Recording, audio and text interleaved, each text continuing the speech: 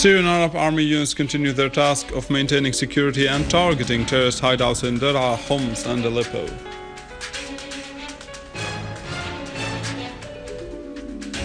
In support of the Syrian Arab army and the presidential elections, celebrations are held at several squares in Damascus.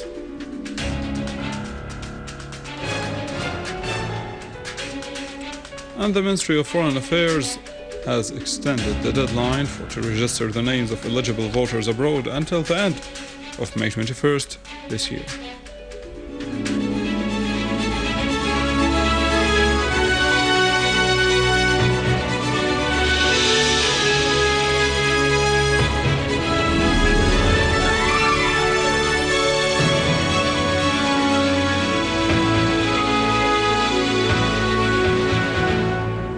Good afternoon, this is news in English from the Syrian Arab Television in Damascus.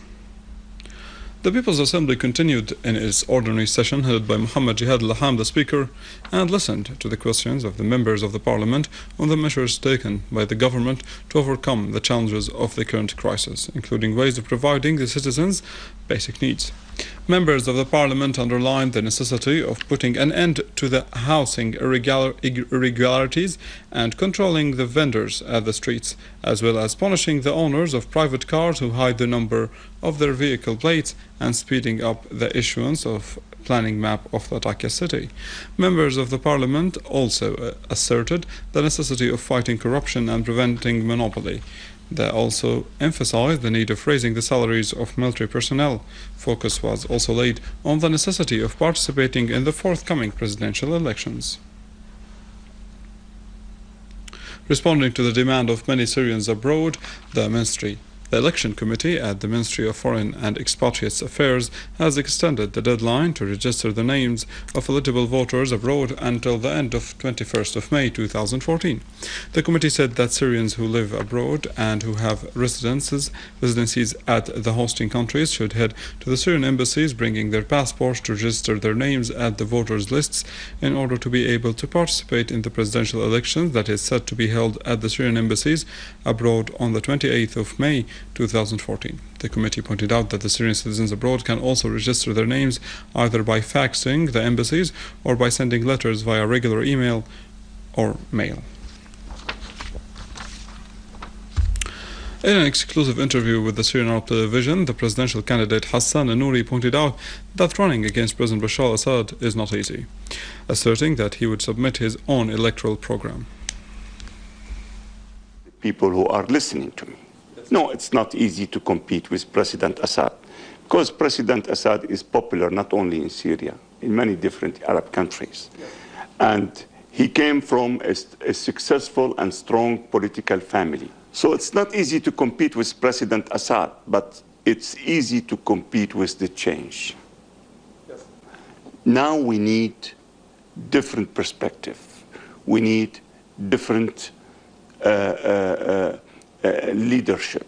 I have a high respect to President Assad, but I do feel that I have my chances to lead the country, especially the country needs economic reform. Syrian provinces are witnessing in an active way a series of activities in preparations for the presidential elections scheduled to be held on the 3rd of June. 3 candidates will compete to win the post of the President of the Syrian Arab Republic amid extraordinary circumstances. The presidential campaigns have been restricted to spreading candidates' photos in the streets of Damascus and broadcasting their electoral programs via TV stations. Mottos of the 3 candidates have been met with various responses by the Syrians. Social, religious and civil activities have been held in support of the presidential elections in al-Qaeda area in Damascus.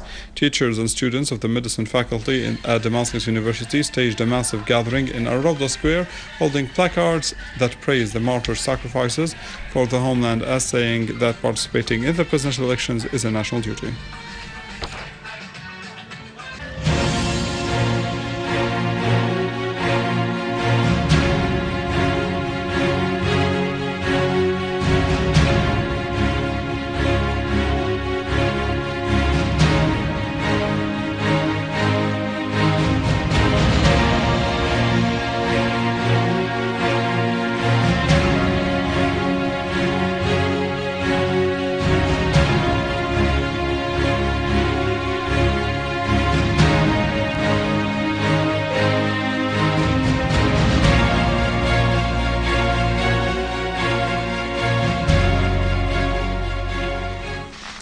In the Iraq countryside, in our field developments, a unit of the Syrian Arab Army has restored security to the town of al-Assad in al-Salamin area and opened the road linking between al-Salamin, Zimrin and Tal al-Hara after killing many terrorists, including leader of Jabhat al-Nusra in Nawa, the terrorist Ibrahim Jabir al-Nasir.